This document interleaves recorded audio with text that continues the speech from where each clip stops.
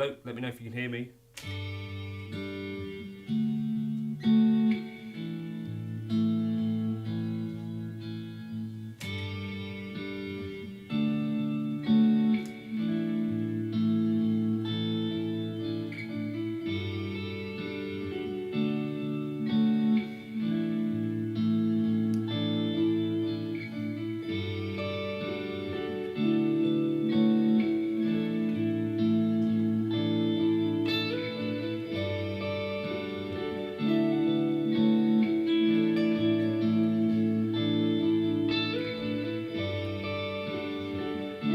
Anything working?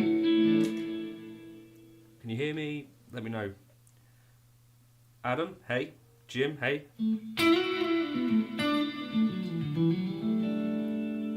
Does it look alright? Can you hear me? I mean, it's not going to look great. Sounds good? Alright. Hope you're doing well, guys. I'm going to hopefully go for about an hour. Hey, Ian. Yeah, it's a sterling Cutlass. Daniel, things are going alright. We've got a dog at the vet's tonight, so that's not ideal. But yeah. David is a fan of the HSS Strat.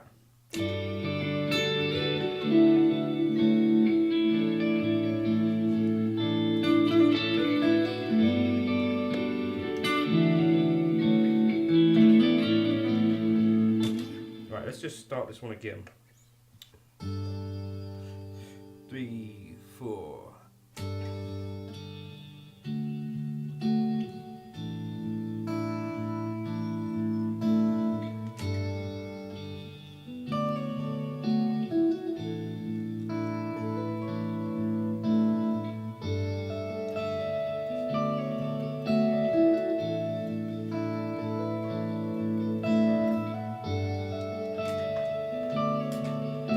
Surprisingly enjoyable, this guitar. I've done a video on it, but it's going to go live tomorrow. It's like a £595 guitar.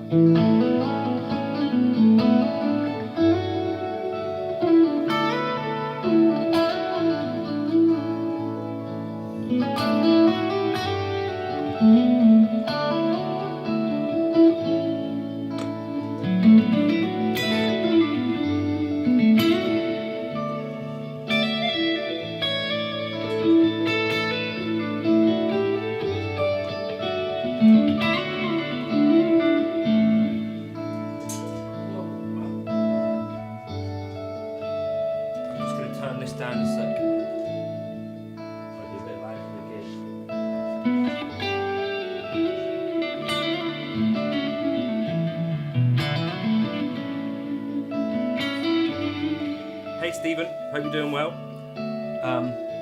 Jeffraham, Prestonian, the man himself live, allegedly.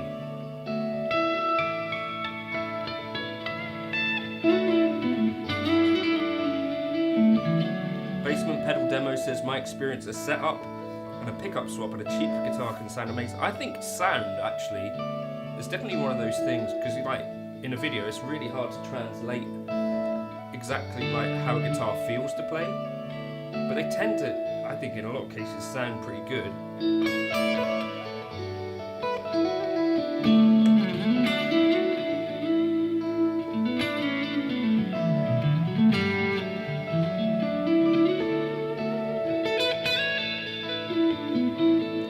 Hey Scott, find the same thing. Is blue my favourite guitar colour? I think so, or charcoal frost, which I also really like, which is what this is.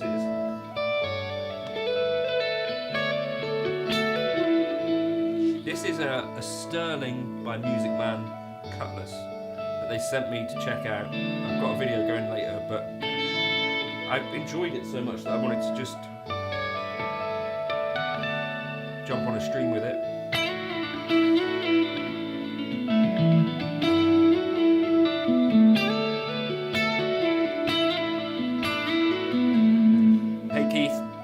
This is the guitar that I maybe should have included in the video, although I didn't know it existed at that point.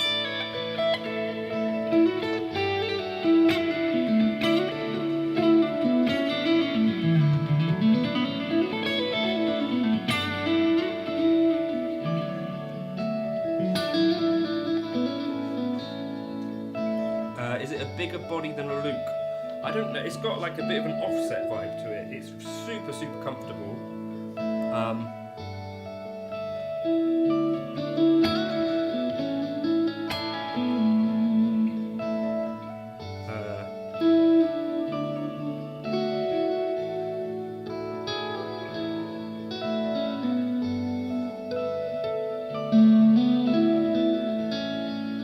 I'm trying to figure out for you, Jim. Well, let me just do it.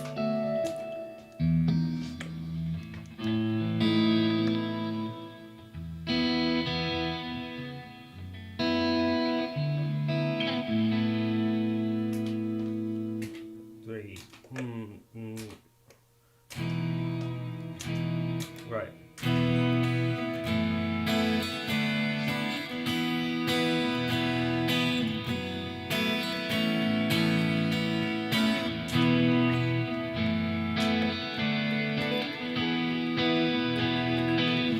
I think it's that, innit, Jim?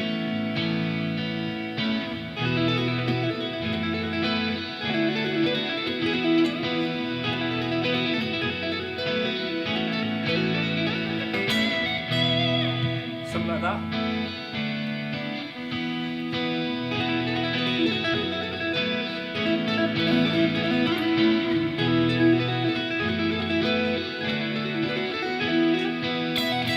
How do I get to that bit? I think it's that.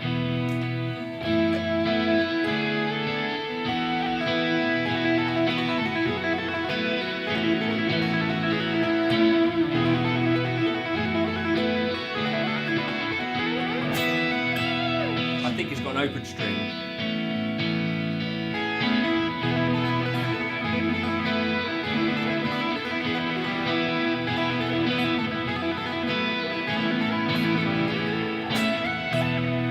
Sorry.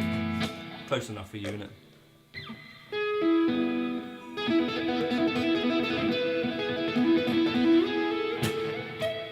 Something like that. I can't play Eruption.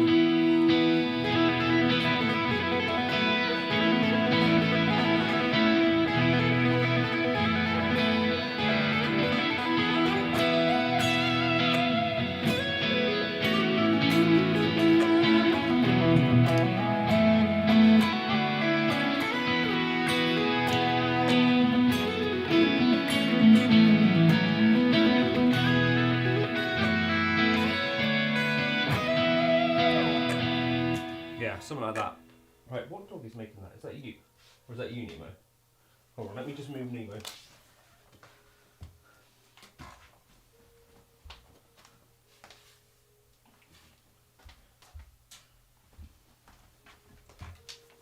I guess that's the question that I was kind of thinking about making a video around, was like, the trem is pretty good, the E and the A don't return quite in tune, but that's not the worst thing in the world. But it's...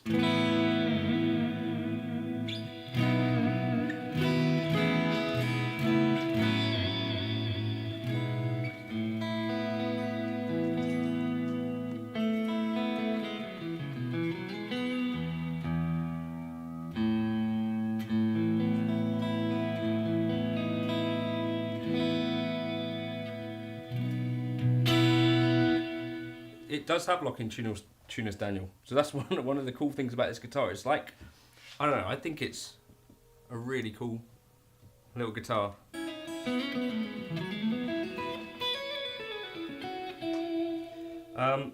Anyway, that was the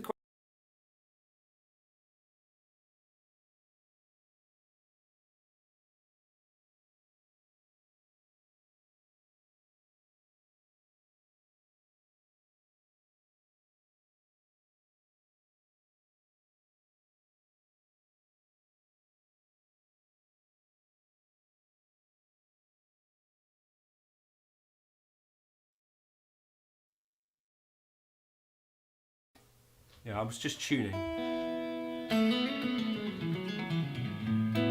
Yeah, the question, sorry, it's just because I was tuning the guitar. I think it was anyway.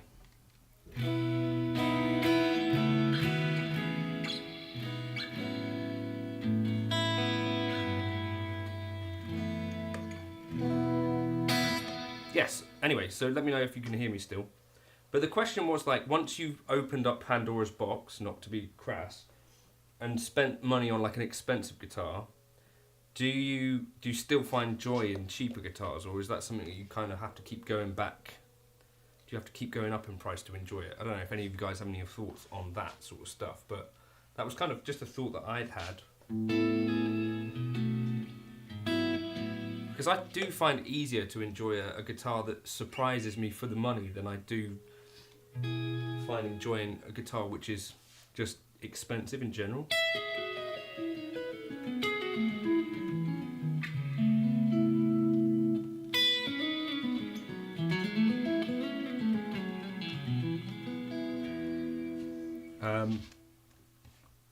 So Alex asked, have you ever seen a Fender FSR with an HSH configuration?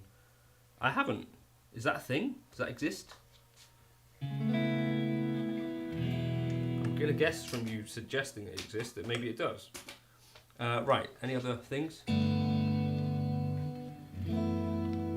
40th anniversary. Those Squires I think are great, the 40th anniversary ones. I think they're a bit of a step above even like classic vibe and stuff.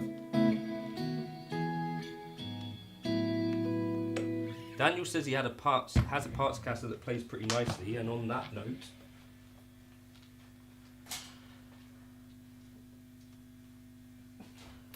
I do think there is something to the idea that you can just get so much better for your money, like with a Barncaster. But and I particularly think if you get a chance to take one to a tech that you trust. Hey Harry. Harry accused me and Jake of being married the other day. Yeah. 43 made.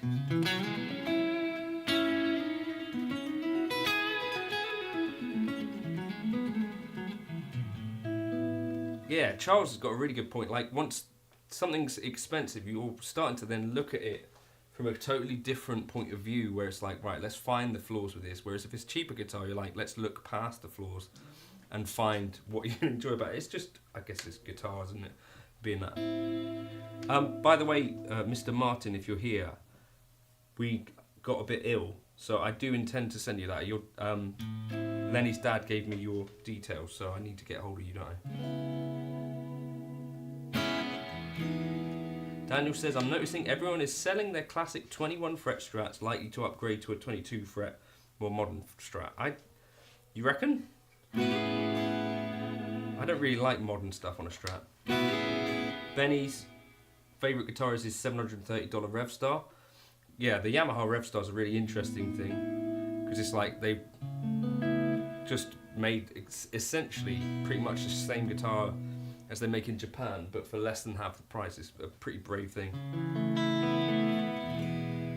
Miles, how you doing, buddy? Have you ever thought about putting a T-style pickup in a Strat? No, but I have thought about putting a Strat-style neck pickup into a Telly. I've done the reverse. Where is your area, Daniel?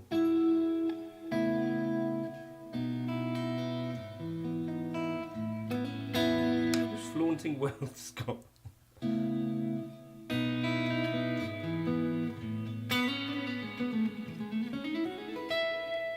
So far we've played a £595 guitar, a Revstar which is like $700, this one which is a Barncaster put together for about £500.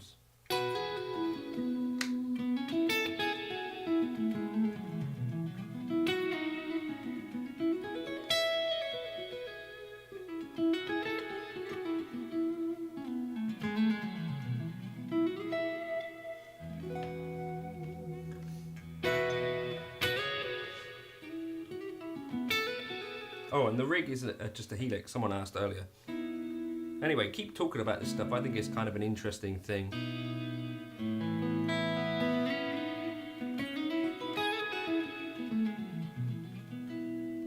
Have you ever had a humbucker from Pandora? No, she won't put out.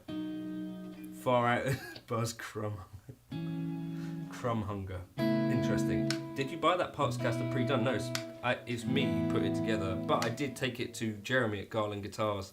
Got it back like last week. I'm really happy with what he did with it.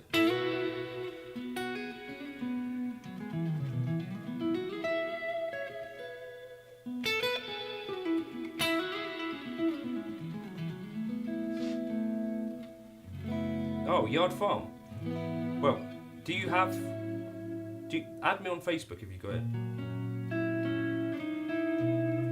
Finish up close. It is a mess, Harry. So it was intentionally. This is like a Barncaster type thing. So the whole point of it is like that it's very roughly done. Do you know what I mean? So it's ash, light ash actually as well, with Jenkins Gecko fill. And then you kind of get rid of that. And then white pigment on top of that. What's a gel stain? Looks like the side of a barn, that's the point, yeah. Speaking of cheaper guitars, you're the reason I ended up picking up a Tokai Les Paul. Les Paul Tokais, I mean, is what I should be saying. Are great. Cost does make a difference. A grand piano sounds and plays so much better than an upright piano. Value, defined as quality over cost, is what matters. Past a certain point, value diminishes. Totally true. But also, you can, like, a good upright piano is going to sound better than a dodgy grand piano. I've done exams on, like, some pretty gross grand pianos, whereas the Yamaha that I used to have was pretty great. Cosmic J says, I've got guitars that cost from £108 to £2,500, and my 108 Harley Benton is still one of his favourites. That's cool, isn't it? Yeah. And is it part of the thing that you like about it, that it was like a bargain? Duncan makes a twang banger Strat bridge pickup to replicate the Telly bridge sound. Yeah, Telly bridge would maybe be the thing I would go for. Telly bridge Strat neck.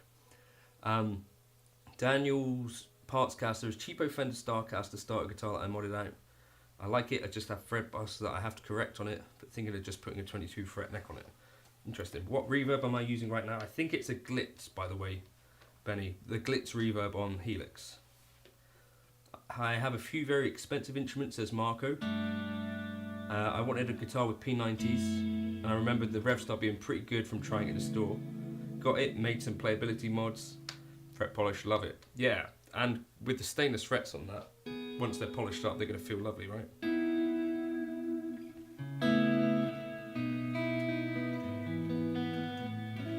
Reaganomics Lamborghini is good. I've got to pull out a simplified version of Slow Dancing in a burning room tomorrow for a live show. Any advice for someone who can't wrap the thumb?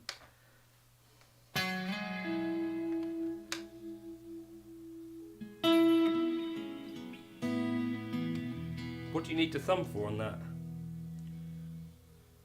I would go down here.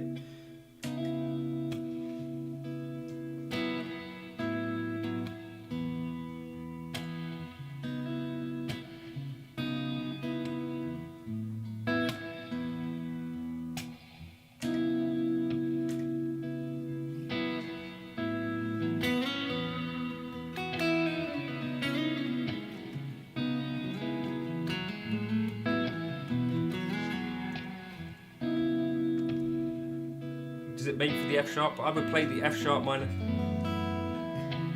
like this one. What do you need the thumb over for?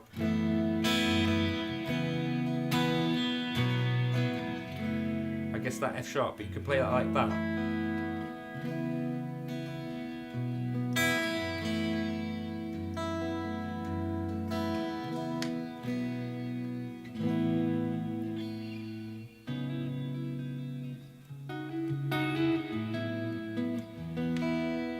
Like that C sharp.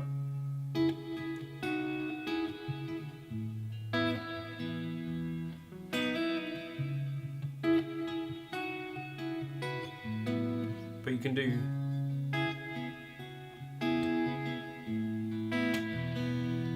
that would be how I would do it if I was going for non-thumb over stuff.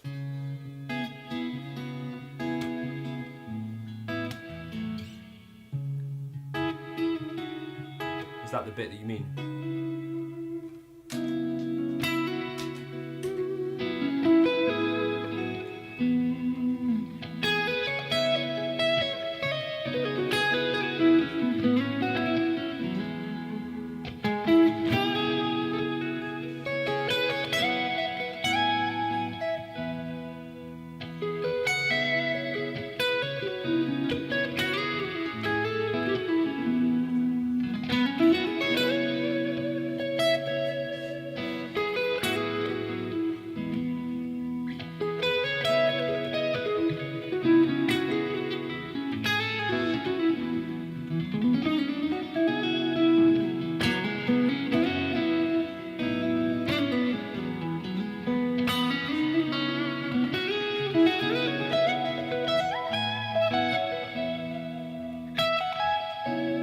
I've heard of Regressor, yeah. He did a collab with someone. I don't remember who, but that was how I kind of discovered him briefly on Instagram.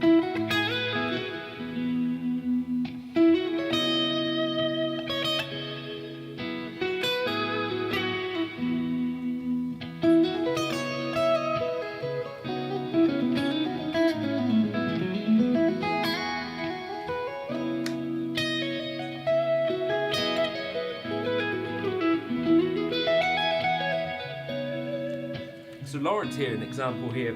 Current favours a Harley Benson Fusion T, but he does have a lot of dusty, expensive guitars. Can you name some of those? Just out of interest, like what is it knocking into the cupboard? When is the new album coming? It is not coming. Regressor is a terrible name though, says Harry. I wonder what his real name is. Fender US Jazzmaster, yeah, cool. Yeah, Pandora's box sex.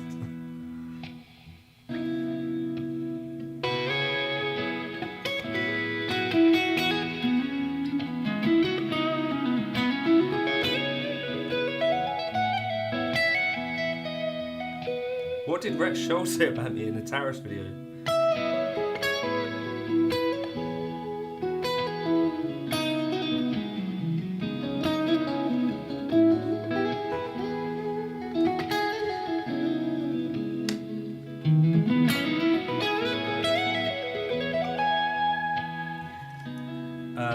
Planning to buy the first real guitar stuck between Sire S7 and PRS SE CE Satin.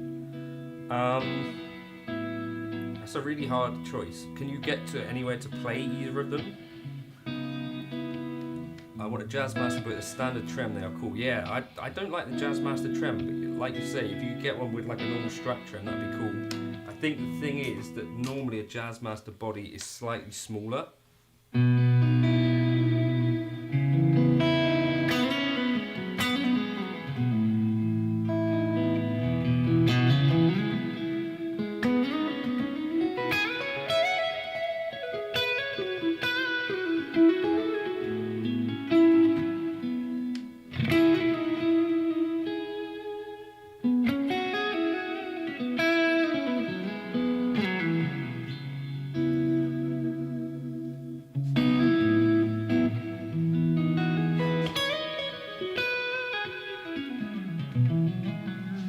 Seen that I spoke guitars. Yeah, dear. So, I hope you guys are doing alright. I don't know, the tariffs thing, is that a thing? I don't know how much I can be bothered to pay attention to this sort of thing. I don't really dig, hey Torgeir, politics chat at all, really. Like, how does it... Wasn't it something to do with the national debt of each country, and then they're going to chuck more tariffs on top of people? But, yeah, I don't know. I guess so this was something I actually spoke to a manufacturer about. Not a manufacturer, sorry, like a retailer. And they basically said that the biggest competitor for like Fender is the used market anyway. So this is just going to make, I guess, that an easier choice for people, right? Al Grundau says, if it sounds good and feels good and you like playing it, it's a good guitar. And then he says, period, which may or may not be related to menstrual cycle. Can you make a video about metal tones you like for all my metalhead fans? I quite like Killswitch Engage for metal tones. Is that fair to say? I think they had a really, really strong, particularly like the, the End of Heartache album. That one was really, I really loved the way that one sounded. Like chunky, modern. Crazy Biscuit, I bought an FM9 Mark II, sounds great. I want to learn how to use it from the unit, not from the PC. How were you able to master the fractal interface since it's not very intuitive? Greetings from Florida. Well, thank you very much for the donation, Crazy Biscuit. What I would say you have to do is commit to you know, just the idea that you're going to figure out how to use it. It isn't as difficult as some people make out. You just have to get used to it. What you're going to find to start off with is that you're going to find yourself getting into menus and then getting lost in other menus. But what you have to do is just go back across. I used to use the actual unit itself more, but then G66 asked if I would do videos using the actual FM9 edit. But I would yeah, get stuck in, try it. Yeah, Adam Dukovic, however you say that. No, not related, just a random thought. No, it's a totally fair thought. Al, what do you play, by the way? Hey John, is the Fender FR12 okay for home playing, an apartment, or do you prefer studio monitor? At home, I just use studio monitors all the time, and if I wasn't gigging, I don't think I'd bother with an FRFR. Yeah. Kill switch engage, people like them. John, any time with Tom Anderson guitars? No, they're not that common in the UK.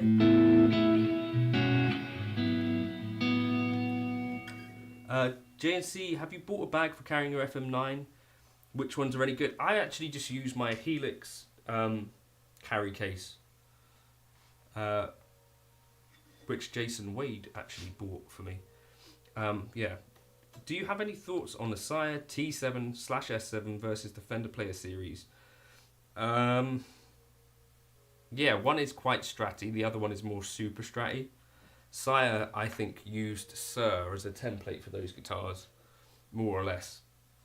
Whereas obviously like a Fender Player, who's a little bit less modern than a Sire. I would say that is, for me, the main difference. Have you tried the Nick Johnston Strat? I have. There were a few videos in about 2022 with one. Yeah. But yeah, I would say, yeah, that Nick Johnston, the Schecter stuff is really good actually, and I think they were some of the first like really great Indonesian things that people knew about.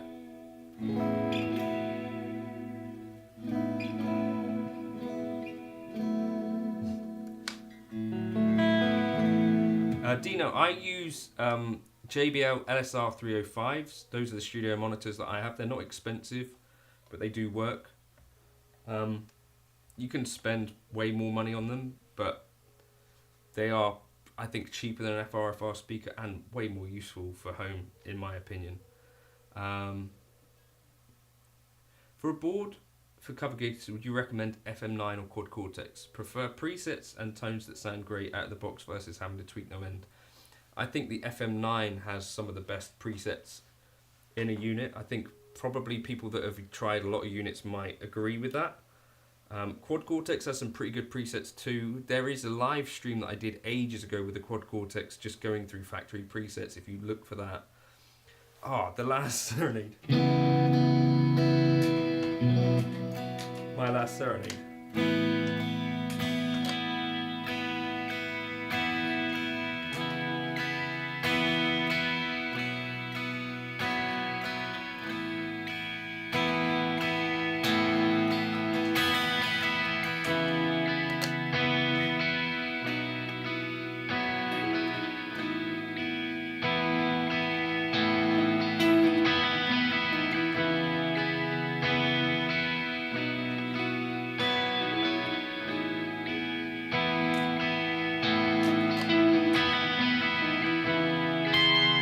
There's a C. It's not the right one.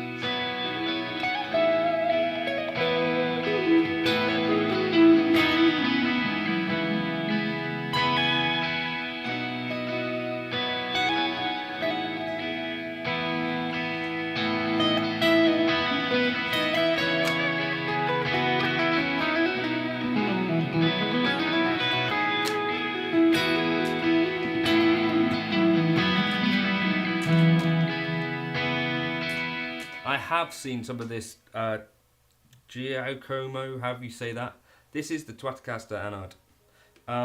It's a little bit, there's some of the things about it which, I know I feel gutted that I haven't had anything stolen. I guess it just means I don't have tasty licks. But it's a bit of a weird one for me, because there are some parts about that thing that don't quite add up. So tends to be ripping off people's solos over cover tunes, right? So like if someone's playing like their version of Never Too Much or their version of whatever. So yeah, it's kind of an interesting one, isn't it? But I'm pretty sure that no one's paying royalties back to Daft Punk and you know, the original creators of the tunes that these people are jamming over as well. But yeah.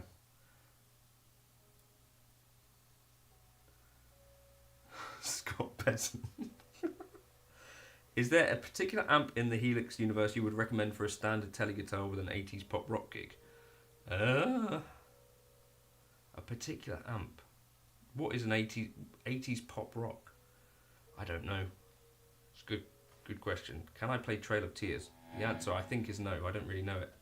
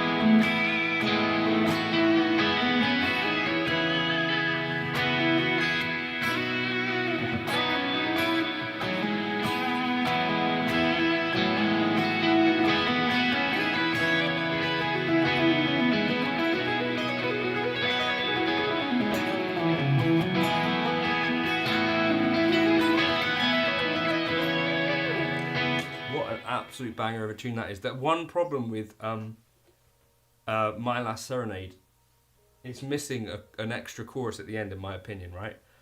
But an absolute banger of a tune. Yeah, I can remember driving back from a wedding with my brother, who at the time was driving a white Ford Escort. Was driving a white Fiat Punto through tunnels in Paris. We were listening to Kill Switch on our way to a wedding, and he just drove over to the other side of the road to specifically hit like a duck or something. And that was a pivotal moment in my life when I decided that my brother was a bit of a dickhead. Hey Crazy Biscuit, did you learn Lay It Down intro by Rat? Leon is watching. No, I didn't. How did it go again? I did a dodgy version of it on a stream, didn't I, at some point? I really enjoyed your 17 going under improv on the recent Ibanez AZ video. So this is exactly my point, right? So technically, like I'm in breach of copyright when I do that sort of thing, right?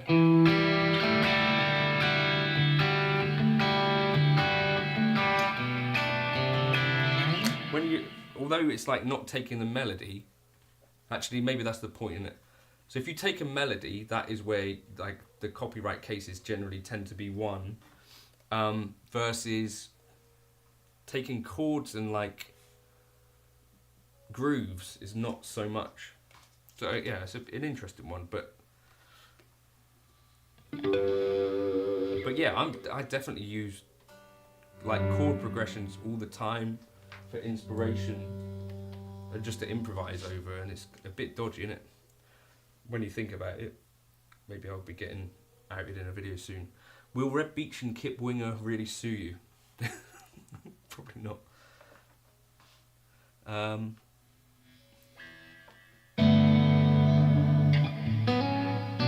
I guess one thing the Taurus thing might encourage is buying like within your own country sort of thing, like sort of an anti-globalist sort of thing, where it makes more sense to just buy.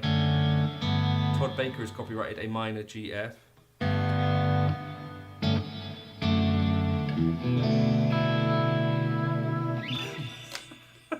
Man who has ever only heard James Blunt.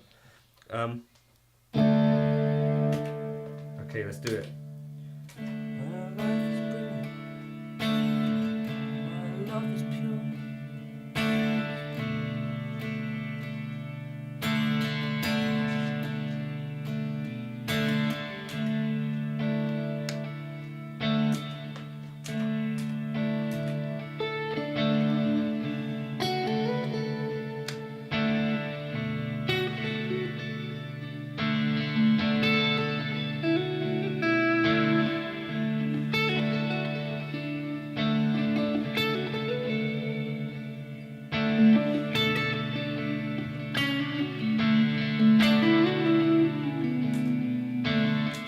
Then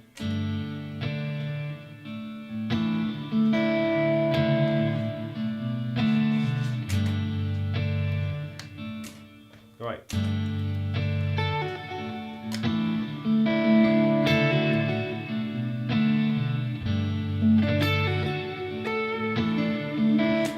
No, the Fiore, I don't know.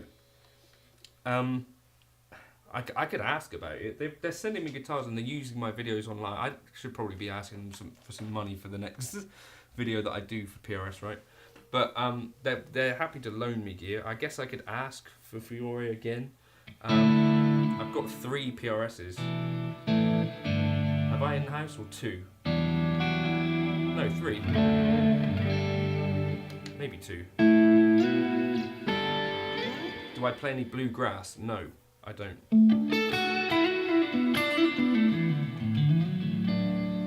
Too much picking for me.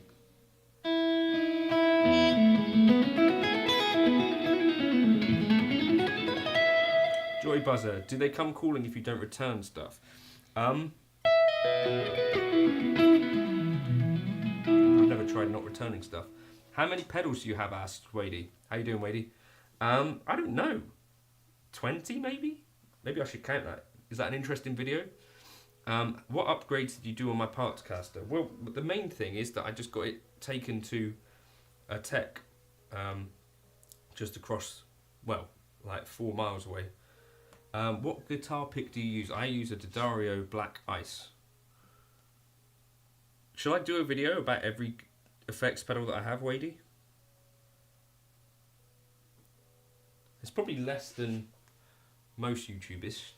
Have I played a Yngwie Strat? No, I haven't. Have you? I'd be interested.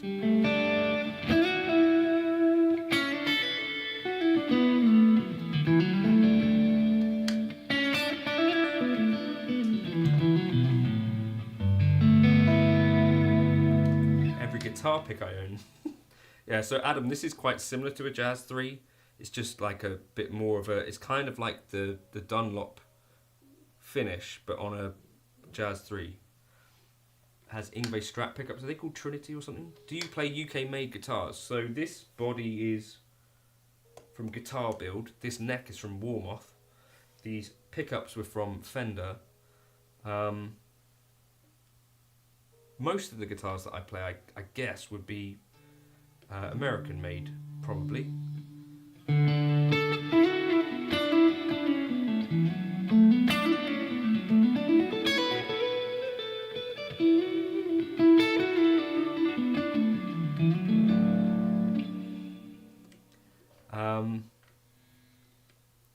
Yeah, I've not tried any of the Yngwie stuff. It'd be cool. I tried the Petrucci picks and hated them. Those are Dunlop, right? But yeah, these are Black Ice D'Addario. They've got a bit more of like the Dunlop feel, you know, like the normal Dunlop ones. But more of a Jazz 3 shape. John, I've heard you mention them, but have you ever tried the pink Boss DM2? Yeah, there's a video with it. Yeah, there's a video with a DM2 a long time ago. I think I got the Wazza version. Yeah, Mr. Martin, add me on Facebook or something if you have it. And we can talk about when you're at Yard Farm. I'll drop that thing down to you. My pickups are from Fender. My headstock is from Cherry. So when I see my guitar, I don't know whether to strum it or shove it up my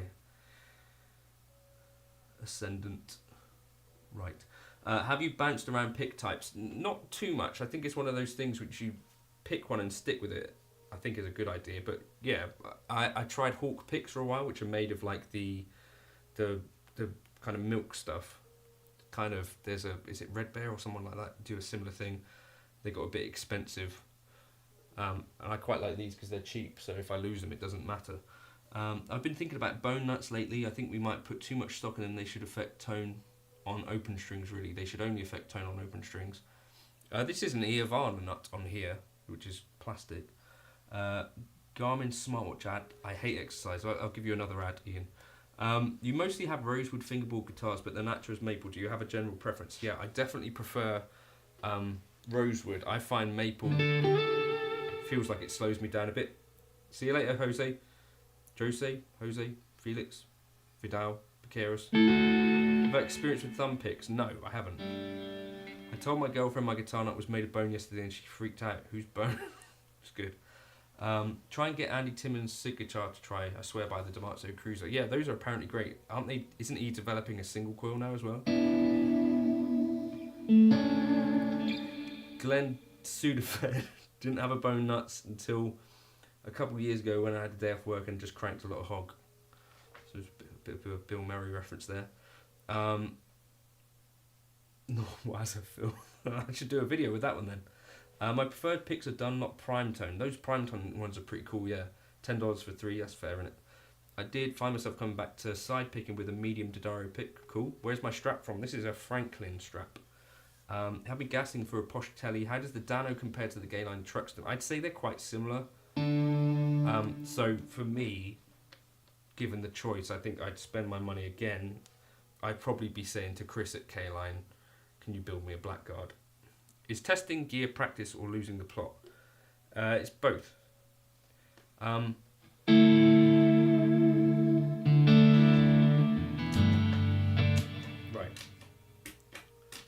I don't know. I think there's different things, isn't there? There's times when you want to practice a lot, and then there's times when you don't want to practice a lot. And gear keeps you hands on a guitar, even if you're not necessarily super concentrating on practice.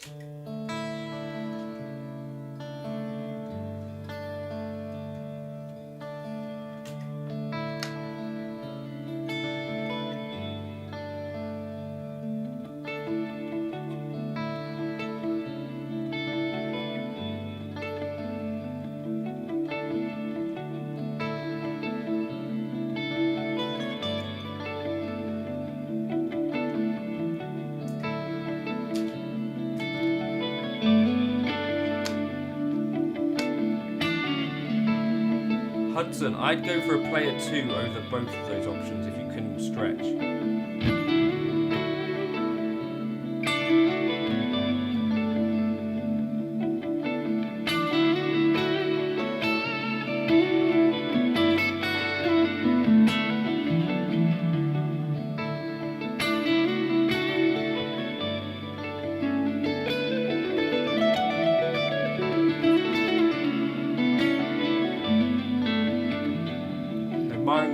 Truxton for sale, roasted pine natural. Where are you based?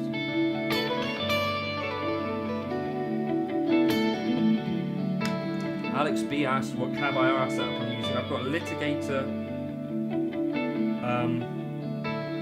with a Cali V30 and then the Aristocrat with a Cali V30 as well, I think. So it's got 2 of them. You're in Weymouth? Right, shoot me an email if you could. I'll be interested. Can you recommend a Les Paul studio session? I've never tried one, so sorry.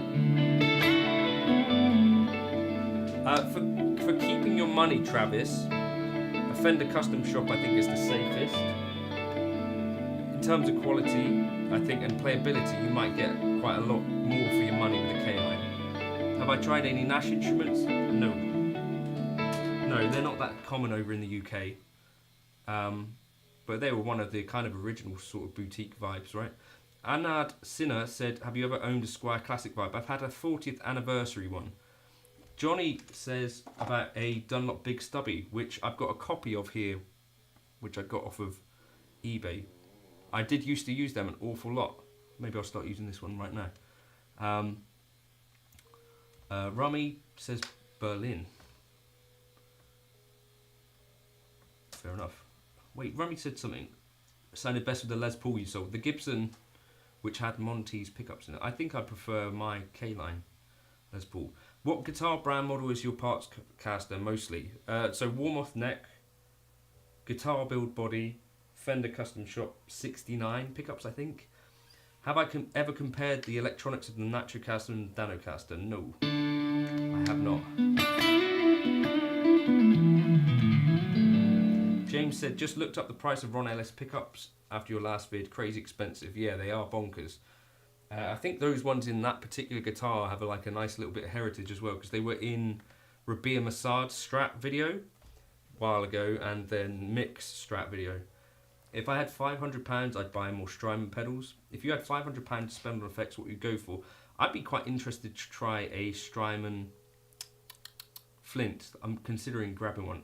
Equinox asks, have I tried the Eric Johnson Rosewood? No, I don't think so. Steve, how you doing? Missed the Christmas songs, yeah, exactly. Would you recommend the Schecter Nick Johnston for someone with a smaller hand? Yes, it's got quite a nice, comfortable neck on the smaller side, yeah. No, I have tried the coin pick, yeah, when I was stuck without a pick, but they're quite loud.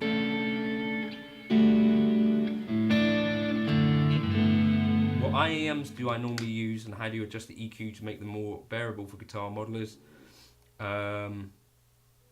Do you have any reasoning behind not using a medium pick? Is 1.5, is that heavy? It's quite good for sort of picking fast and picking jazz.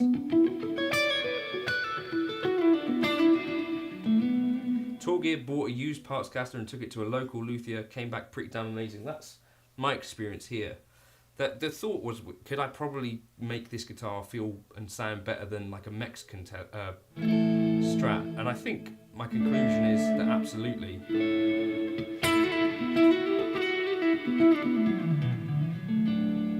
Lenny McClellan, hello Mr. Cordy, thanks for all your output. Hope Elodie is doing well. She's asleep right now. She is doing great actually. She's turned into a real fun kid. Jim has had to take back when he said that she was basically a piece of shit, because at the moment she's quite pleasant to be around. She's a good kid. Thinking, I've never seen you try an exotic. That'd be cool to see in the guitar autism trial.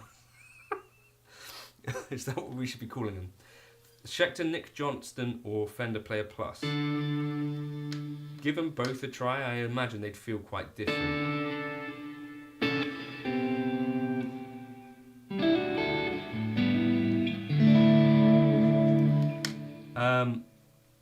1.5mm is heavy, but I think there's basically no difference in flex after the first 1mm. Thickness became less about flex and more about what feels comfortable. Yeah, and I guess also you got possibly less tension if it's thicker. Thought that was Jake in the Baby Monitor Cesare. Yeah. Matteo Sasato plugin. Yeah, there are a few demos. Jose asks, I need your experience for one question if possible. You can feel the question. Scott Besant says Mexican Strats aren't great. He's the US Treasury Secretary, so he's sort of got a bit of a whatchamacallit.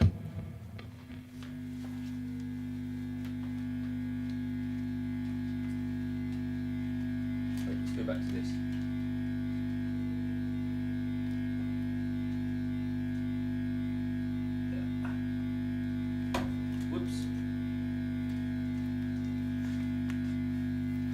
Recently picked up a Telecaster Player 2. It's amazing for the price I paid. Got it on sale plus floor model discount. Yeah, I had one for a bit. The only thing I didn't like about it was the neck was a bit skinny for me. Sorry. Thoughts on Fender Jaguars? I've never played one. Take on Marshall Governor pedal. Great pedal. Great sounding pedal. One of my favourites actually. And what the JHS Angry Charlie and all that sort of stuff is based on.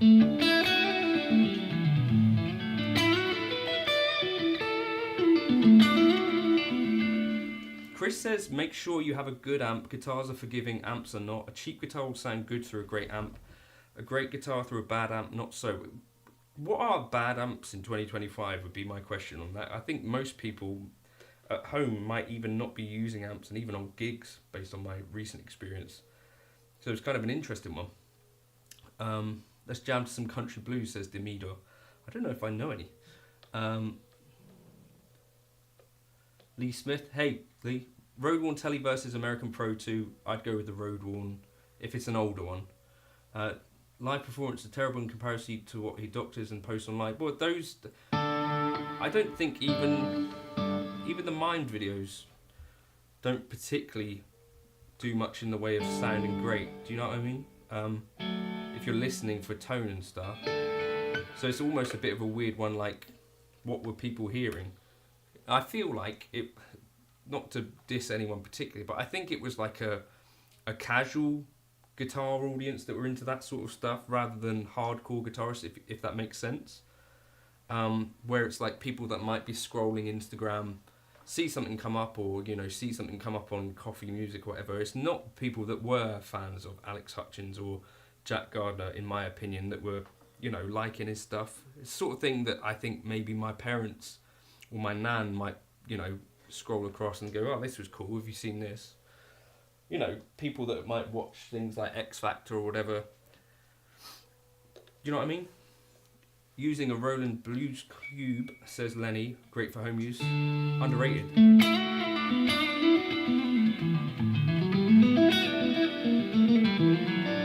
Elmo McGirt. Michael M says, what's the most difficult lick legato arpeggio you can play? I've got no idea. Probably some Matteo Mancuso stuff. Not sure how he comes back out after this, says Crits. Well, to be honest, the way I see it, again, it's like, it's not the same audience. Like, the people that are going to have seen, like, the YouTube videos are not going to be, like, your nan and stuff like that are maybe liking those videos, or people that are just scrolling by and they see someone playing, Do you know what I mean? Does that make sense to anyone? Where it's like, I just feel like it's a different audience.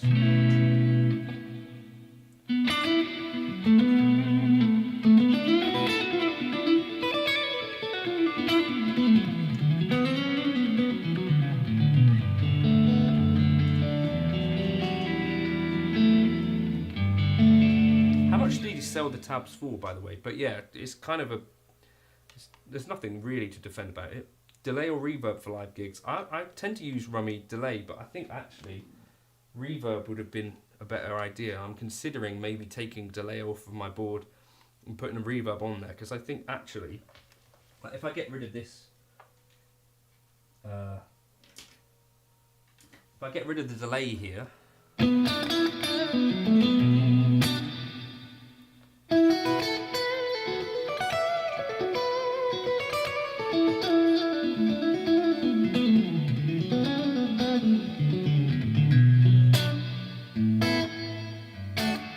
that's reverb with like a little bit of a kind of, it's got a bit of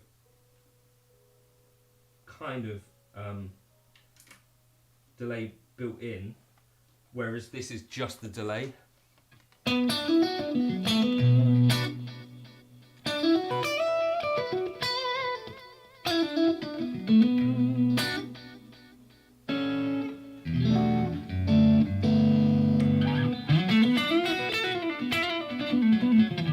That's just delay, and I actually think when you hear it live, it's a bit dry, I think. Do a rundown with the slide. Can you do a rundown with the slide? I don't know.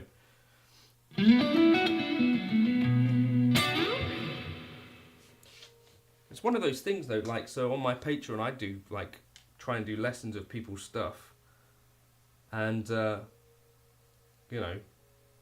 like, so I profit off of other people's licks. It's a kind of a tricky one, like if you're trying to teach a lick like that you think people might find interesting. I don't know, there's a little bit more complexity to the whole thing.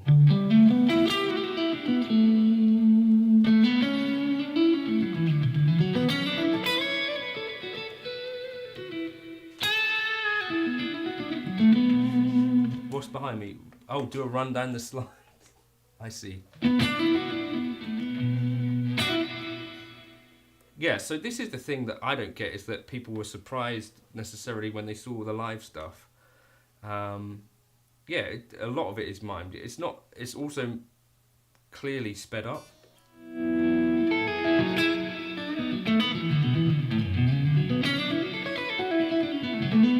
Joy Buzzer says, I sub to your Patreon, but only the free tier. What am I missing out on? Well, I've got tabs of Giacomo Tura's stuff.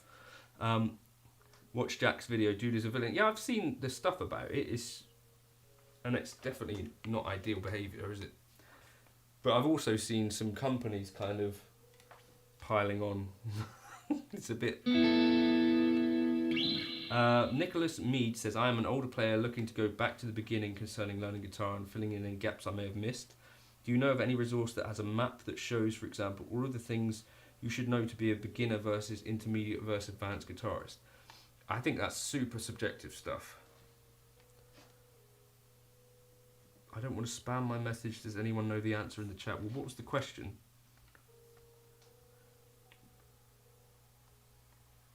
Are death notes quite common on electric guitars? Because my new PRS came with the 14th fret note from G string with a really low sustain. That probably, I guess, is just a high fret before it. Probably. Just go to Justin Guitar and do whatever lessons sound fun. I would, yeah. What is there that you want to achieve, and what are the gaps? And maybe you even speak to a guitar teacher about trying to determine what the things are that you're least capable of. Is that a good answer? Because I feel like for me, I've never really had proper guitar lessons. I had a few at university. But to me, I actually think, well, if I was thinking about building again and starting again, I would totally be thinking, right, well, where am I at? Might it be a good idea to go and get a guitar lesson with someone? Maybe. David Beebe says, I think it's a combination of punching each phrase at 50% and then speeding it up to 100%. Yeah, maybe something like that. It might not even be 50%, but something definitely going on where there's a lot of punching in, a lot of speeding up. But he's not the only guy doing that either, is he? I also got to play a telly for a few months ago after getting a great deal on it. British Racing Green finish, awesome. Go-to guitar and converted me to the telly crowd. Yeah, nice. Harry says, I didn't learn a scale till 20 years in. I feel like I wasted so much time. It's an interesting one, wasting the time. I think the main thing is to be enjoying trying the thing. Would I take a lesson with Matteo? I think I'd be looking for a lesson. I don't know, who would I take a lesson from? It's a good question. There was a Spiro, I don't know if you guys know of him.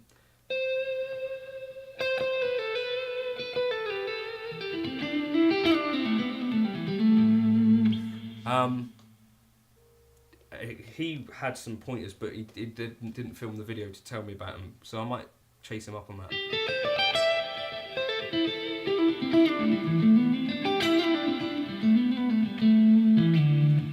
What other musical or not musical instruments do you know how to play? I can play piano, bass, sing a bit, those kind of things. But yeah, I think piano was actually a really good starting point for like theory and stuff. Every moment is another chance to change, says David Beebe, who's gone into a more philosophical sort of mode. Do you ever do delay and reverb together, or does the sound too... I'm almost always using delay and reverb together, so you listen to this, is my sort of go-to.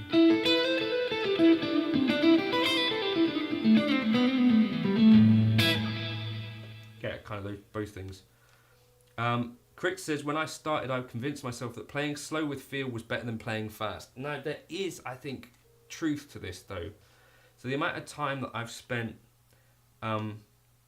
working on things that actually, as a pro guitarist now, are less relevant. You know, when you talk to some pro guitarists, and some of them apparently like my playing even, but I do think there are things out there that if you wanted to be a working guitarist, that you should definitely be focusing on more than picking speed. I think I can't think that there's many gigs where someone didn't get the gig because they couldn't play fast enough. Do you know what I mean? Daniel says, have you ever played drums, maybe in jams or anything? Yes, my brother is a drummer. Well, used to be a drummer. He doesn't have a drum kit anymore. But as a kid, I used to like go into his bedroom and play his drums. So yeah, I used to play drums. Joe say, I'd take it to a tech and see what, because definitely a dead note altogether shouldn't really be a thing. Particularly on a PRS, I wouldn't have thought. It's probably like a high fret somewhere, I'd imagine. A Fender Masterbuilt or an R9 Murphy Lab. I think I'd go for a Fender Masterbuilt based on recent videos where I was looking into what a Fender Masterbuilt actually is. Steve Cassidy is looking for lessons from Steven Seagal. Just the kill switch cover gigs, but those only come few and far between. Nice.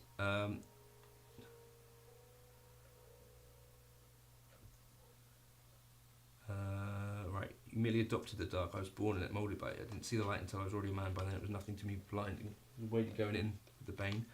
Fairly sure you played brass too. When I met you, knocked on my door and introduced yourself as a sax offender. I'm on the register. Is your brother still doing anything with music? We used to be in a band together, Daniel, or 2 bands or 3 bands, and we used to play in church together. He plays piano as well. David Phillips asked, do I give one-to-one lessons? Not really.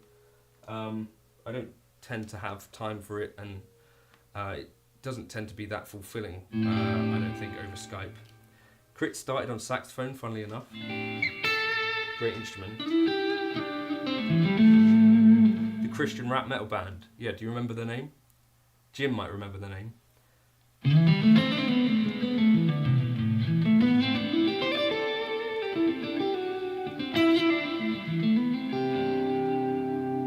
There's a difference between what you can do and what you have to do during a gig. Exactly, yeah. I think Matteo would play me under the table, so maybe not. The best lesson I had was playing in a funk band. Yeah, exactly. Like, it's rhythm guitar is so often the thing that like is not super sexy, but is actually the stuff that matters most. Great to finally catch you live. Cheers, Chris. You're on the ship right now. I didn't get back to you in time. You caught me in a bad week, by the way. Back in Black Jam. I don't really know it that well. The band was called Raucous Pigeon, by the way, David. I would get an FM3 to play at home over a Boss Katana, personally. Hey, Jim.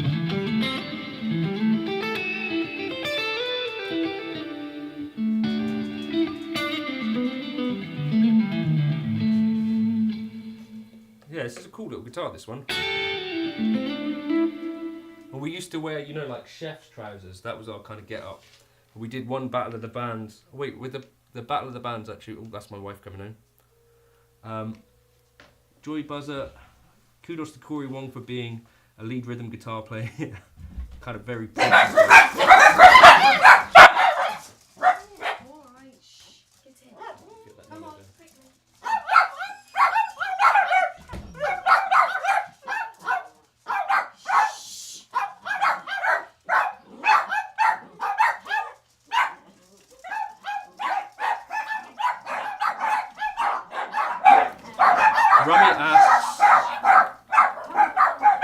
Yeah, RG67620 and a Boogie Nomad. This is a Sterling.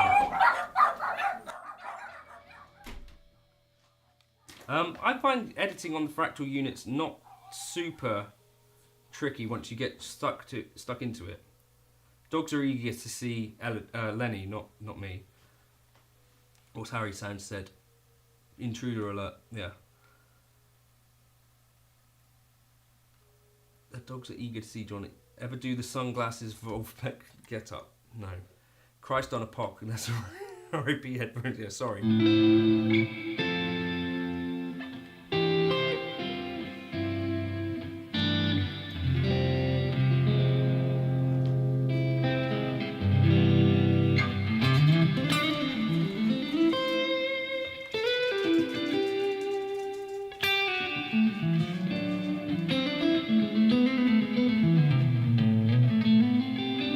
Rummy says, do you admire Prince as a guitarist? Yeah. Absolutely. There's an absolute banger of his. What's this one?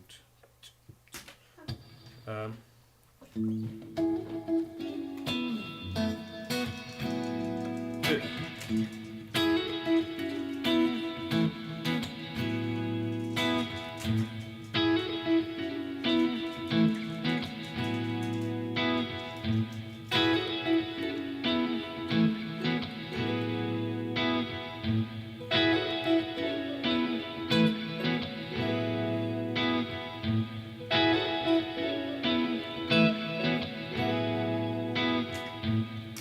Love to the Nines.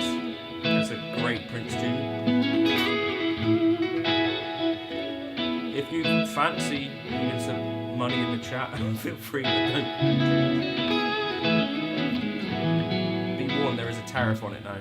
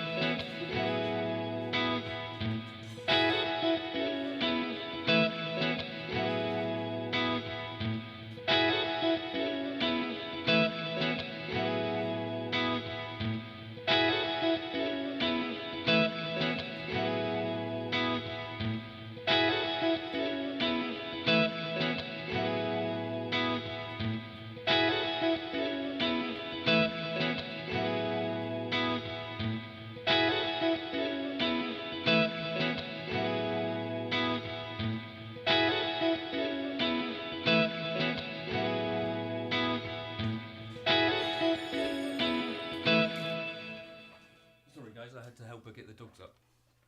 Lenny won't be singing tonight because she's got a sore throat. Yes, it was kind of... Yeah, Lenny won't be singing tonight. She got a sore throat. She spent some time with Jim, I think. Doggy's having the Prince vibes, yeah. Nightmares of Jim dressed as Nana Cordy, Buffalo Bill style. Puts the lotion in the basket. Puts the fast fret in the basket.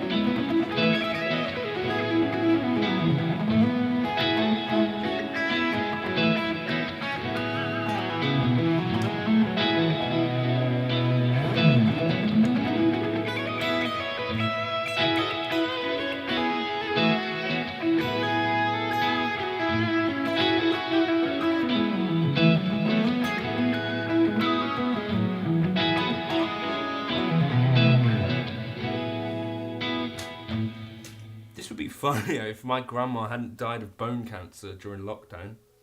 Do you know what I mean? Yeah. Fast fret only works whilst it's on the guitar, and once you take it off, it starts to rust strings, is what I've noticed. Yeah. Why wouldn't you just... It's lubrication for the strings whilst you're playing. Fast fret is, essentially. But yeah. It's amazing what the NHS can do. Yeah. You're an idiot, Jim. But yeah, no, that was cool. She genuinely did die of bone cancer during lockdown, so that's cool. She never got to know that I was getting married to my wife, and never got to meet my kids, so it's nice of you to bring it up, Jim. Yeah. I love how you do these lives, bringing the guitar community together. Well, yeah, it's a chance to laugh at my dead grandma as well, isn't it? Whose name's Valerie. She was a good grandma. But yeah.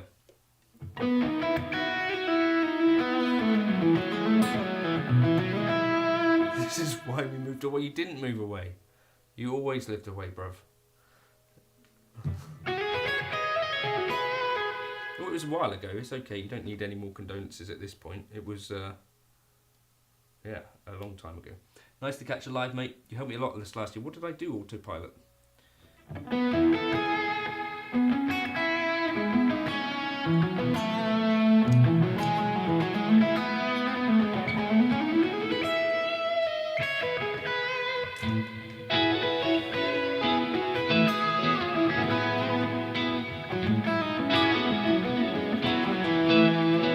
A legato lick?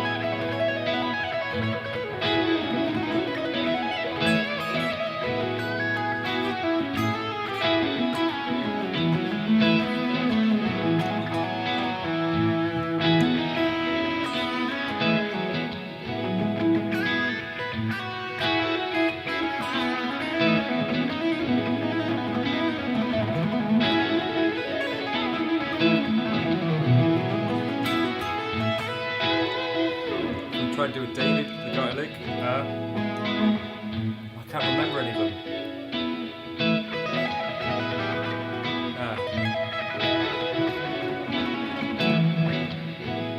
What's the best way to link 3-note per string positions together? It's love to the nines.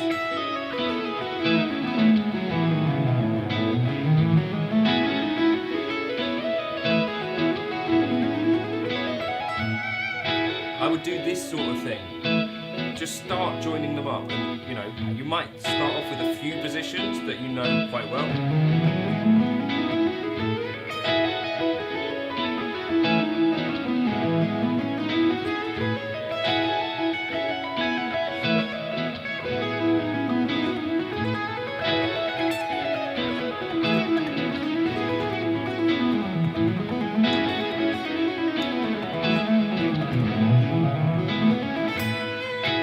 Try and just keep the lines going.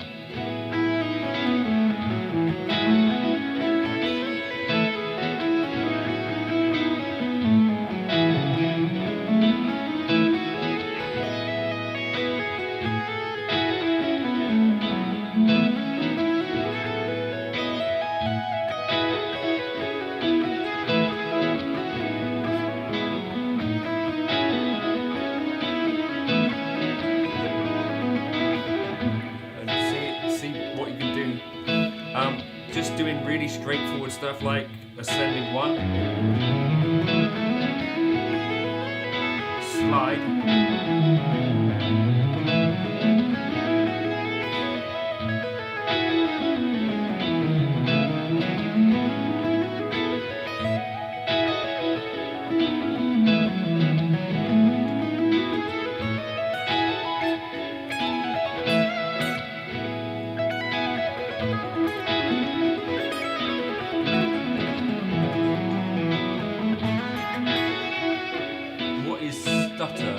stutter during.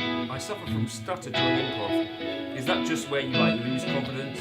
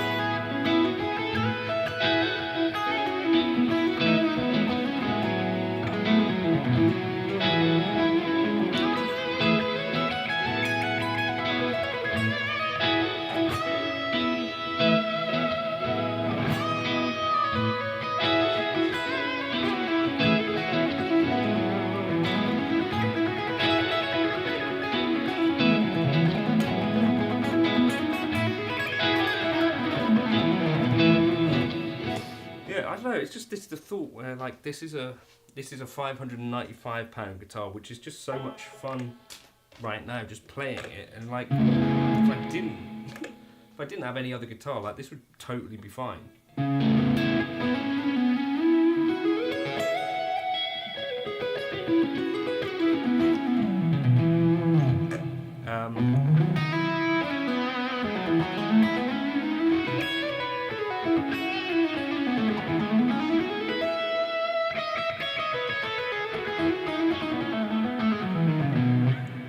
Still haven't really recovered from carrying a bag. The neck shape, I don't know, feels like a medium C, doesn't everything? I don't know. Anything that's not a V, I feel like, yeah, it's a C, I think. I need to go check out some autopilot videos now, I think. Swatch cover says all of my main guitars are sub $1,000. So I think the main guitars that I gig are as well. So the K-Line Springfield that I bought, I got for £850 off a forum. And then I gig the Twattercaster, which is like a £400, £500 guitar that I paid to build that.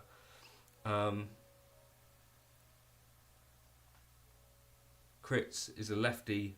It's a blessing and a curse, apparently. Everything is expensive, but at the same time I don't own 1,000 more guitars. Did you ever consider just starting to play right-handed? Is that a thing? Yeah, I don't think, to me, V-necks don't seem that common in the guitar world.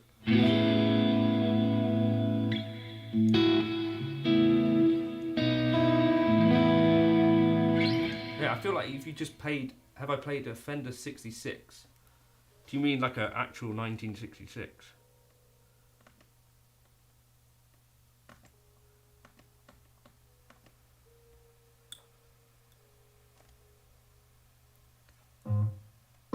That's autopilot right there. Jesus, your channel's huge. Little Blue. Right, hold on, we got a stream here. Let's do it. Are we in E flat flat? So this one goes out to autopilot. This is going to be a thing worse than you could do.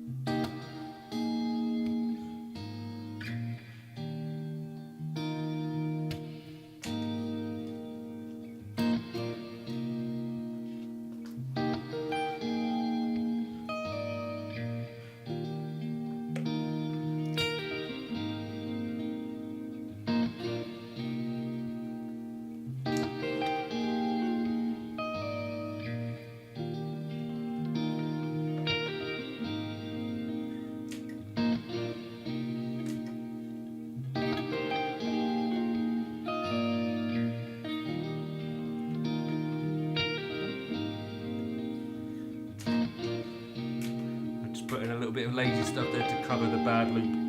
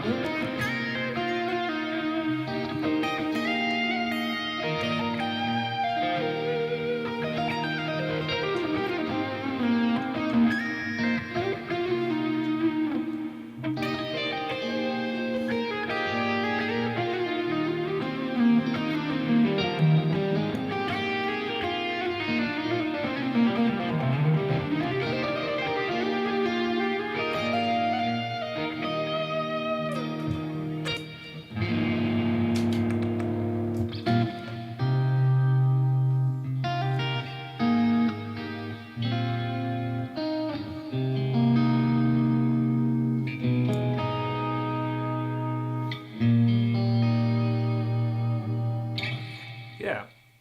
No, that one goes out to autopilot. I love that song. So that's Little Blue, which is who was it? It's Jacob Collier and who's the other person? The singer.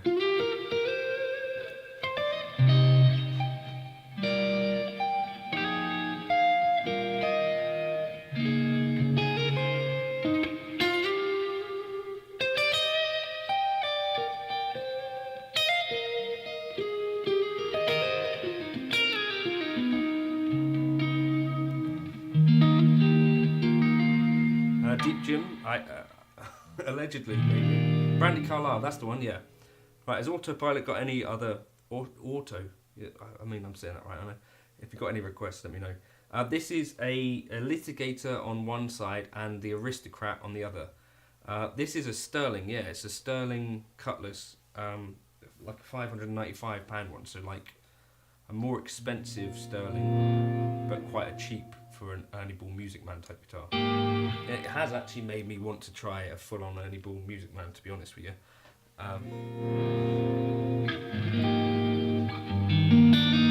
He has a 5-string sig, right, Chris?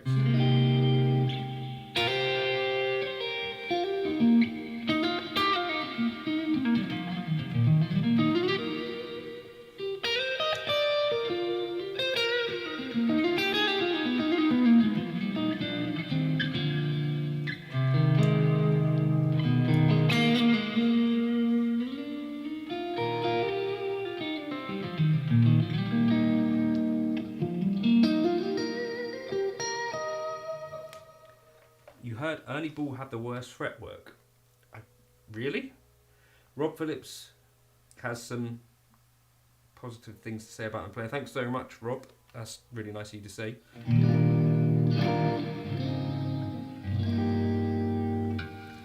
I do apologise for the playing that I do.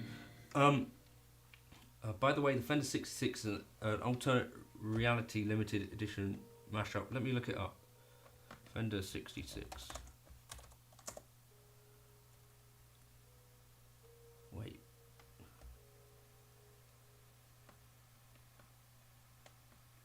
It looks like a jazz-based body. Oh wait, that's because it is. So that's an interesting guitar. So you've got one of those. You dig it? Let me have a look. Can I see it on your? So you've got, yeah, cool. Is that fun? What does it play like? Looks like an interesting mix. Seems to make everything but what I want. Think the Music Man upcharge for the neck feel stainless steel, better pickups is worth it, but the Sterlings are so good for the price. Yeah. I mean, what would it be? They're like $2.5 guitars, right? The 66 seems to be a lot more than just... Let me have a look. What would an EBM Cutlass be? Oh, they're not crazy money. There's a used on here for 1,500. 2,899 new. There's one at Project Music. Yeah. I don't know, I'd happily demo one, but I don't know if I'd buy one myself, right? How do you guys think about Jacob Collier? I like some of his stuff, not all of it, and seeing them live I didn't particularly enjoy it, but obviously he's an incredible musician. I used to use Tellys and Strats, but this does it all. That's cool. John, do you have an amp tech you can recommend? No, I don't. Not in the UK. Based near Portsmouth.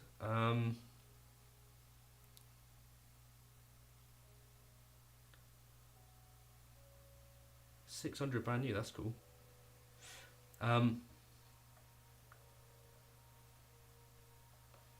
No, 2,899 is for the EBMM Cutlass, not the 66. Yeah, Music Man, I'd had them in the past, where it's the maple, yeah. Recommendation for traditional telly with a trem, do they make one? I'm sure Fender do something, or I think Reverend do a few things that are a bit like that. The orchestra improv from Jacob Collier was pretty impressive. Yeah, it was quite cool, wasn't it? Yeah, I don't know. The amp techs in the UK are kind of difficult to come by, I think, in my opinion. There's one in Sherborne. That's not really near you, is it? Crits, don't get too far down that rabbit hole, Crits.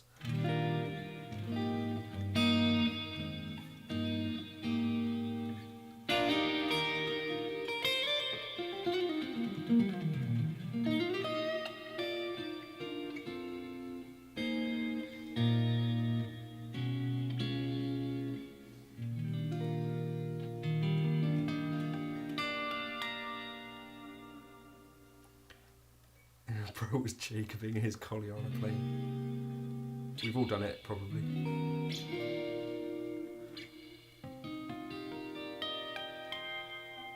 Have I seen the retro rig rundown? No, I haven't. Didn't he talk about this rig on his own channel recently, though?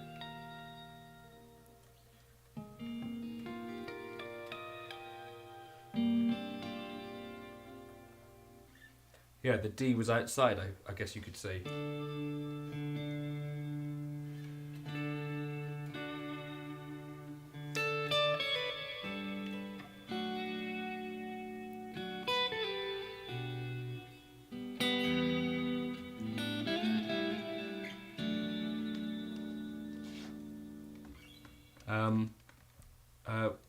Mr. Martin asked a question, I think. He got done by adverts. Where have you gone? What was the question? I may have answered. I asked, what is a cheap guitar these days? Good question. I don't know. People, what do you think? What counts as cheap? Every pedal board gets a new video. Yeah, of course it does. I for sure have done that before. You know, build a pedal board for a video. I'm thinking about it at the moment. Crit says 100 to 250. I'd say that's like a entry level. To me, in 2025, under, it kind of depends where it's built as well, right? You've got to factor that in. So like relatively, £1,000 guitar from Indonesia is kind of a little bit expensive but cheap compared to, you know, a £1,000 Fender or £3,000 Fender. Do you know what I mean? So it depends where it's built. So like £1,000 American Fender, to me, I think you get less for your money versus £1,000 Indonesian guitar. Do you know what I mean? Yeah. So it definitely depends where it's built, and like you can get, like this is I'd say £595 for a guitar that plays like this is quite cheap.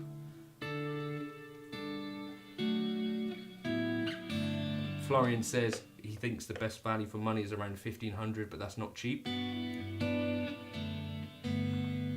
Elmo McGirth says, what would you be playing if you weren't moneyed? What do you mean by moneyed, bruh?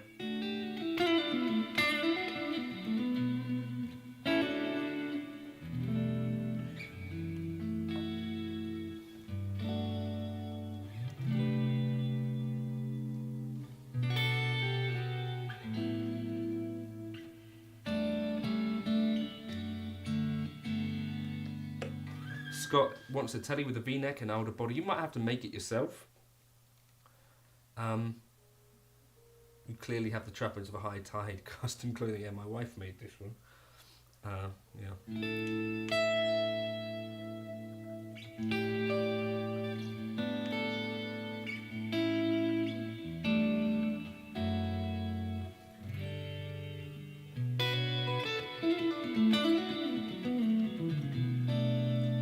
I almost think in 2025, under $1,000 to me, I think is cheap. Do you know what I mean? Where I think, so like someone said about 1,500, like between 1,000 and 2,000 is maybe like your mid-range of guitars. To me, I still think of 2,000 as like a lot of money for a guitar though. Between the lamp and the picture, what is the thing? Between the lamp, this thing. You were there when we bought this, weren't you?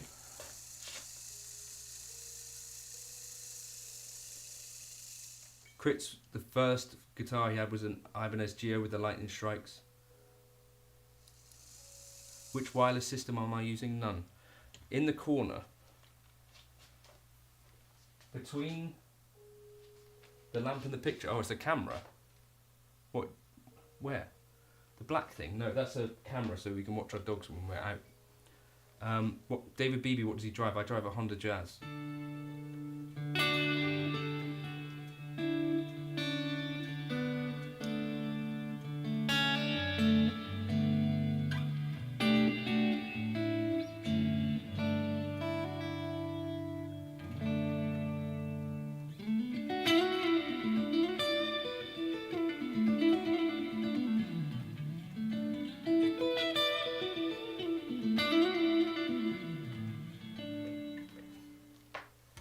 Yeah, I think it does feel a little bit crazy to be saying that £1,000 and under it is like cheap guitar, but I do think,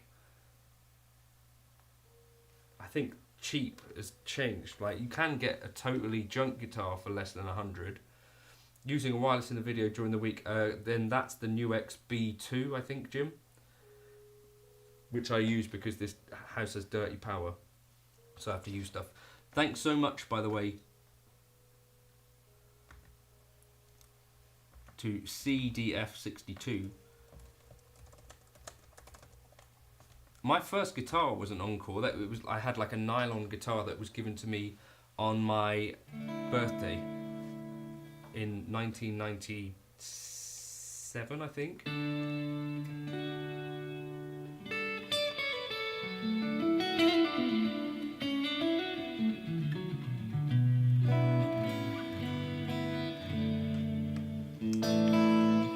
But then there's like the Squier Debut, that's like £130, that's a really good guitar. It seems like the guitar wants you to play gospel style.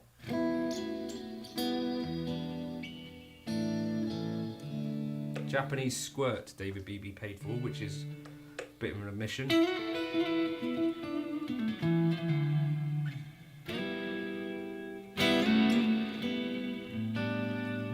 a Japanese squirt, that's not bad price at all, David.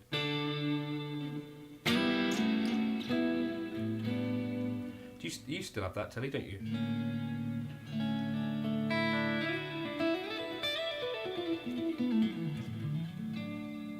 $220 now is probably, what would that be, about £500? Yeah, gee.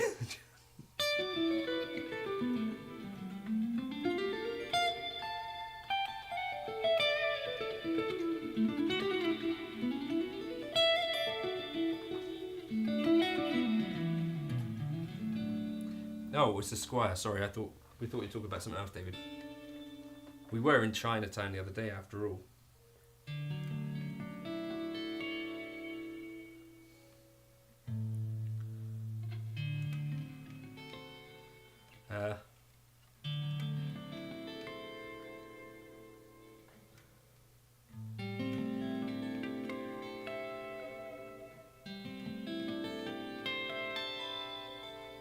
So I think, yeah, £460. I think that definitely still qualifies as a cheap guitar. So like a PRS-C Satin would be around that, right? PRS Silver Sky SE in the UK now is about £700. A Sire is about £500. A Player 2 is about £650, something like that. Do these count as cheap guitars? I think so. I think that under the £1,000 sort of thing.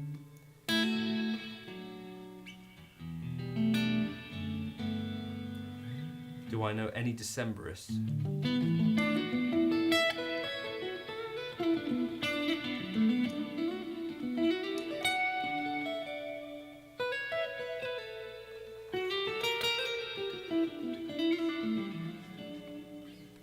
I don't know what a Decemberist is, no. Right, guys, I'm going to have to go and watch a film with the wife.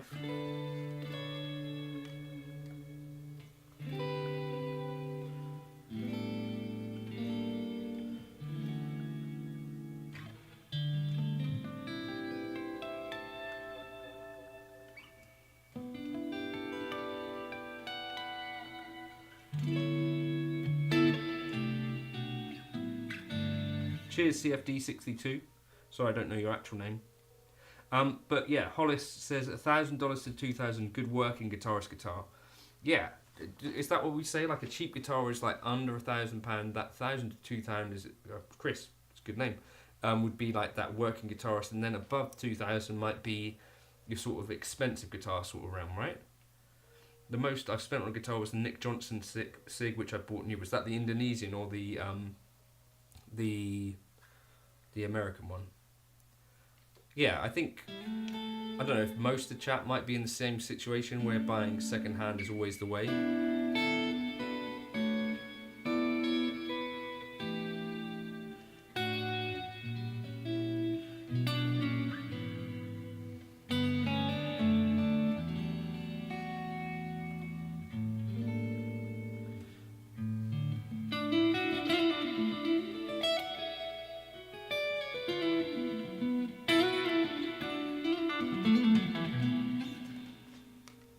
Yeah, David, the $1,000 to $2,000 is a weird price range. It's kind of a little bit barren.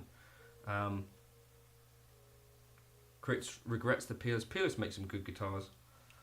Not tons of options that are good value. That's the thing. There is a lot of value under £1,000, and there's like a lot of things where you can spend, you know, way more than 2,000. But that 1,000 to 2,000, which I think would be a real sweet spot, there is less stuff there. Hey, Grenna. Honestly, if you spend less than 5k, you shouldn't be playing the Russian, he says, Elmo McGirth. So much for under 1,000, it's really strong, yeah. Definitely great deals right now on really nice second-hand guitars, says Hollis Prince, which is a fair point. Hey, Torgear, we don't tell Jim what to do with his hands. Shuffy asks, do I plan to check out the Vailton GP200? I don't know if they might have sent me an email asking me to check out something, but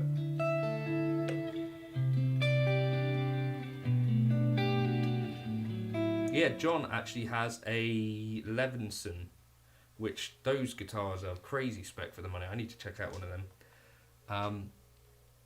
Florian bought an Ibanez AZS 2209 for 1100, one of the best guitars he's played. The AZ has been on Crit's wish list for ages. Those are cool. Vailton GP200 loads NAMs now. Seems like everything seems to now, right? But yeah, there's also EART guitars, which they sent me an email the other day, which I can't remember if I responded to or not. I almost feel like the under £1,000 price range is more interesting for most people. This is a, sorry, you can't see it properly. A Sterling Cutlass is what I've been playing for most of today. I don't know if I do a headless one or not.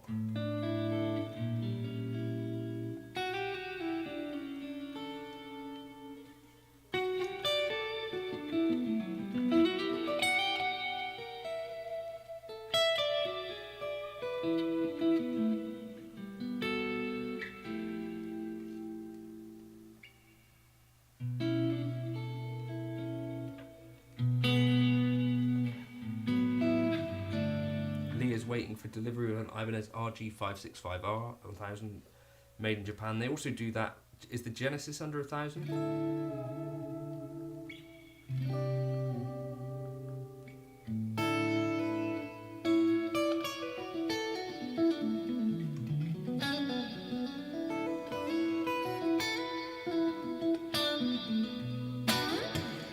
Yeah, right. So thanks everyone for stopping by here. Thanks to everyone who's donated to the super chat. That's super generous of you guys. Chance to win a nacho. Yeah. I think it's interesting to talk about this stuff. What is expensive and what is cheap. Derek suggests could try a Go Down Session HT. Great guitars. Crits, there is no chance that you're going to win a nacho from me. I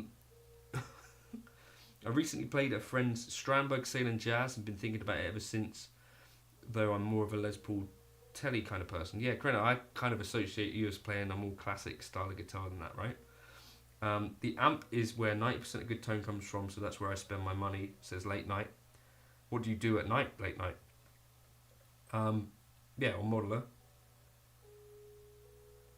David says that if you're budgeting around 1,000 to 2,000, secondhand is maybe the best option. I think it's the best option, whatever your budget is. Blue, hey, how you doing? Says it doesn't matter how cheap something is if you do not have two nickels to rub together. So, bit of philosophy. My dad would say I was a massive disappointment to him. It's good. It's good stuff.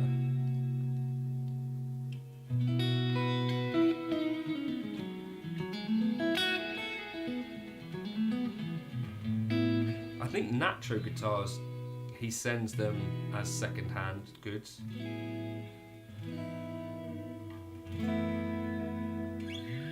Do Spark email me? Like their plug-in stuff?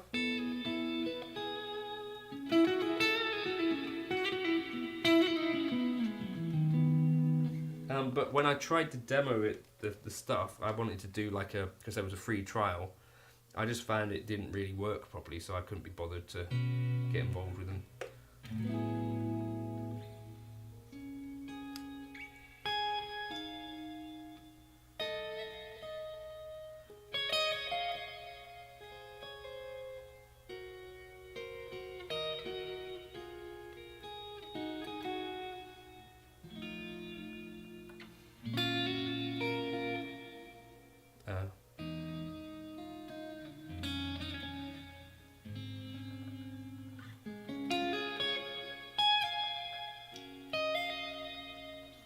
Yeah.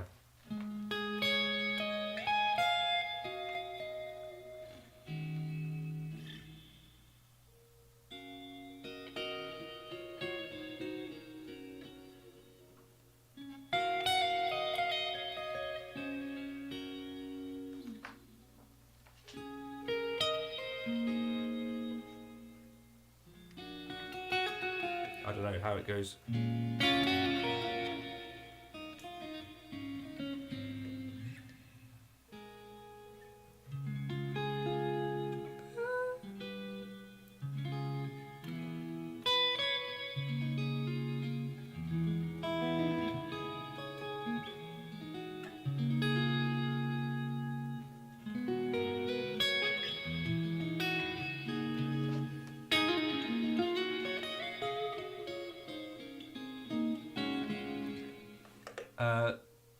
Agatha's saying, guitars don't cost that much to build. You're paying for a status symbol.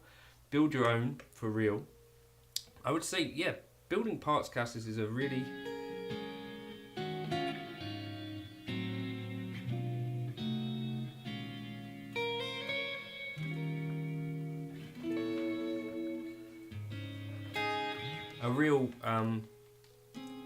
yeah, if you want to get like a good value, build a parts caster.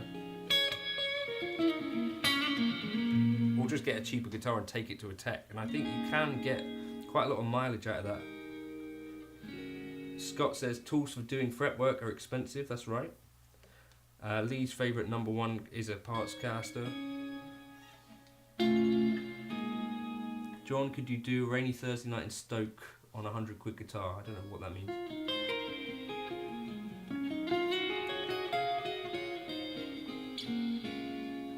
Yeah, techs need to make a living too. Well, they also aren't charging loads. So my tech to get the parts caster, he charged me £88.94, which is not a lot of money to spend on getting a guitar to a level that you're happy with it. Do you know what I mean? So if you've spent like 500, 600 quid on the parts, you know, take it to a tech and spend a bit of money on it. I think it's a good idea. I know, I've taken a second guitar to him, and that needs a fret dress, so the bill is going to be a bit higher. Yeah. I did gig the 129, the Amazon Squire debut. But yeah, that was actually a really enjoyable gig. On a windy night in Exmouth, that was.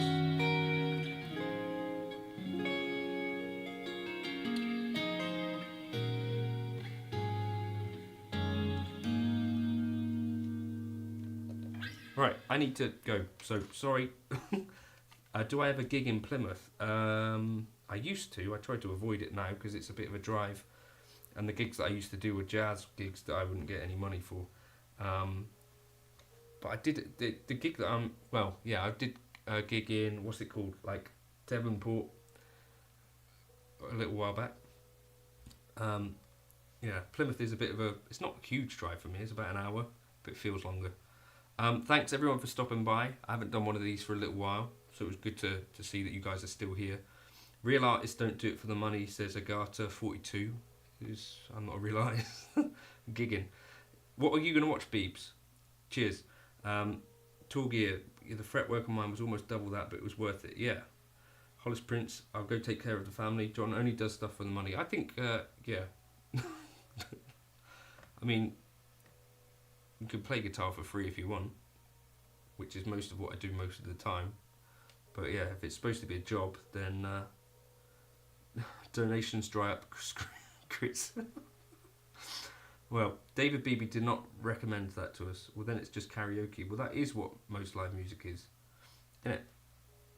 Mostly. The studio. I've heard about this. Oh, it's Will Ferrell. Seth Rogen. You can keep that. Yeah, not a fan. Not seen White Lotus. I fell asleep during the close. It's a good thing artists don't need food or shelter. Yeah. I mean, yeah, on that point particularly, I was overhearing some kind of jazz musicians talking about needing Arts Council funding to fund their tour, and it just made me think, like, if you have to claim money from the government to do this stuff, then people clearly don't care about art as much as someone should to rely on a job for it, in my opinion. So if you want to go and see some jazz, then pay money to go and do it. But yeah, I think that's another debate about how much art is worth. Alright, studio's pretty good, is it? I'll find a film to watch. But anyway, thanks everyone for stopping by and for the philosophy and stuff. Cheers, Chris. Evolful. Cheers. Supporting the tour is what you want about. Right, I'll see you later. Cheers.